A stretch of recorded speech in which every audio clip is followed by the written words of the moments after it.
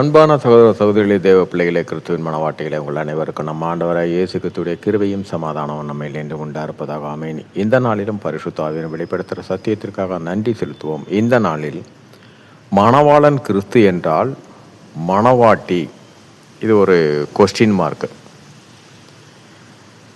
இங்கே மணவாளன் மணவாட்டி என்பது பார்த்தீங்கன்னா ஒரு உன்னதமான அன்பினுடைய வெளிப்பாடு தான் இந்த மணவாளன் மணவாட்டியாக ஒப்பிடப்படுவது.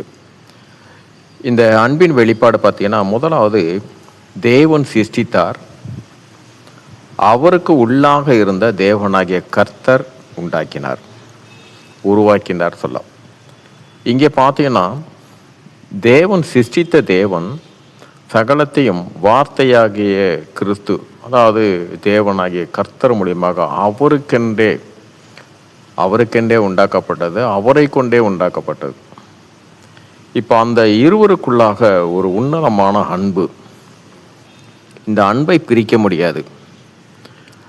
அதே தேவனாகிய கர்த்தர் என்ன செய்தார், ஒரு மண்ணினாலே ஒரு மனுஷனை உண்டாக்கி அவனுக்குள்ள தன்னுடைய ஜீவ சுவாசத்தை ஊதினார், அவன் ஜீவ ஆத்மாவானான். இப்போ இதுலேயும் காரியம் பார்த்தீங்கன்னா, இந்த அன்பு தன்னுடைய சுவாசித்த ஜீவ சுவாசமாகிய தன்னுடைய ஆவியவே அவனுக்கு கொடுத்தார். இதிலும் உள்ளாக இருக்கிற அன்பின் வெளிப்பாடு. அதே அந்த ஆதாமுக்கு உள்ளாகவும் ஏவாளும் உண்டார்ந்தது. இது காரியம் என்னவென்றால்,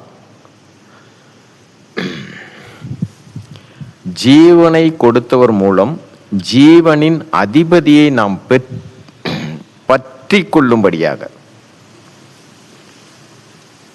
இந்த உறவை பாருங்க,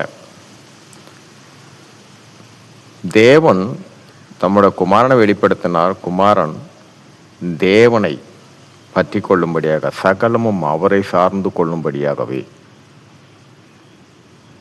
சரி, இப்போ மணவாட்டி எப்படிப்பட்டவளா இருக்கான்னு பாருங்க, இந்த அன்பினுடைய வெளிப்பாடு. இப்போ எபேசியர் 5ஆம் அதிகாரத்தில் 30ஆம் வசனம், நாம் அவருடைய சரீரத்தின், யாருடைய, நம்ம ஆண்டவராகிய இயேசு கிறிஸ்துவின் சரீரத்தின் அவயங்களாயும் அவருடைய மாமிசத்திற்கும் அவருடைய எலும்புகளுக்கும் உரியவர்களாகவும் இருக்கிறோம். இங்கே பாருங்க, இந்த இரண்டிலிருந்து இங்கே காரியம் பார்த்தீங்கன்னா, நாம் அவருடைய சரீரத்தின் அவயங்கள் தான், அவருடைய மாமிசத்திற்கும் அவருடைய எலும்புகளுக்கும் உரியவர்களாக இருக்கிறோம். இங்கே என்னவா இருக்கிறா, தலை. மணவாளன் தலையாயிட்டாரு, மணவாட்டியாக நாம் தான். எப்படி இந்த தலையிலிருந்து இந்த கிறிஸ்துவோட சரீரத்திலிருந்து இது எப்படி ஒரு பாகத்தை தனியாக நம்ம எடுக்க முடியாதோ, இது ஒன்றோடு ஒன்று எப்படி பிணைக்கப்பட்டிருக்கிறதோ, ஒன்றை சார்ந்து ஒன்று, இது எல்லாமே இது குறிப்பீடு பார்த்தீங்கன்னா அன்பின் வெளிப்பாடு தான். இங்கே மணவாளன் நம்முடைய தலையாக இருக்கிறாரு, மணவாட்டி அவருடைய சரீரத்தினுடைய பாகங்களாக இருக்கிறோம். அப்போது இங்கே நமக்கு என்று ஒரு அடையாளம் நம்ம ஆண்டவராய் இயேசு கிறிஸ்து தான். ஆனாலும் அந்த ஆண்டவராய் இயேசு கிறிஸ்து அவரை பற்றி கொண்டு, ஜீவனை கொடுத்தவரை பற்றி கொண்டு, நம் ஜீவனுடைய அதிபதி பார்த்தீங்கன்னா பிதாவான தேவன். ஏன் அதிபதி என்றால், அந்த ஜீவனின் அதிபதியான அந்த பிதாவான தேவதான் தன்னுடைய குமாரனுக்காக ஒரு அதிகாரத்தை கொடுத்தார். மரித்தவனை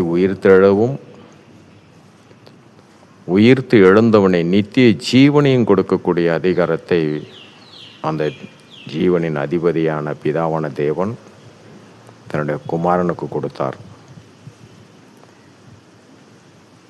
மரிக்கவும் ஒருவரை உயிர்த்தெழுதக்கூடிய அந்த அதிகாரத்தையும், அதான் மரித்தவர்கள் அந்த 12 வயது சிறுமியும் லாசரு, இந்த மாதிரி மரித்தவர்களை உயிரோடு எழுந்து வருவதற்கு அதிகாரத்தையும் அந்த ஜீவனின் அதிபதியான பிதாவான தேவன் ரெண்டு குமாரனு கொடுத்த. அதனால தான் குமாரனாகிய இயேசு கிறிஸ்து தன்னை பற்றி கொண்டு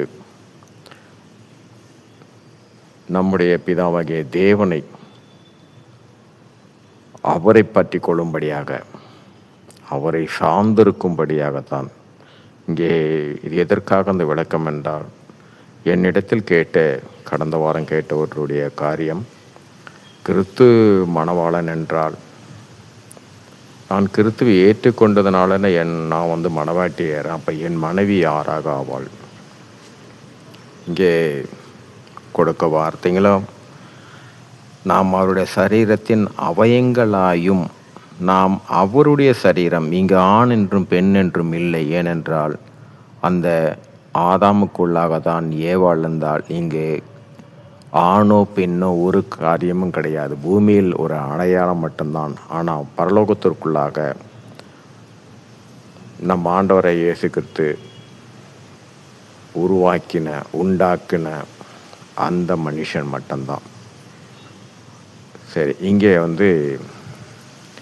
மணவாளன் மணவாட்டி உறவு, அது அன்பினுடைய உறவு, அந்த உறவின் வெளிப்பாடை தான் மணவாளன் மணவாட்டி. சரி, இந்த நாளிலும் பரிசுத்தாவை வெளிப்படுத்துகிற சத்தியத்திற்காக நன்றி செலுத்துவோம். இந்த காரியத்தின் மூலம் எல்லாவற்றிலும் மூவரிலும் ஒருவராக இருக்கிற தேவனே, உம்முடைய நாமம் ஒன்றுக்கு மகிமை உண்டாதாக. ஆமீன்.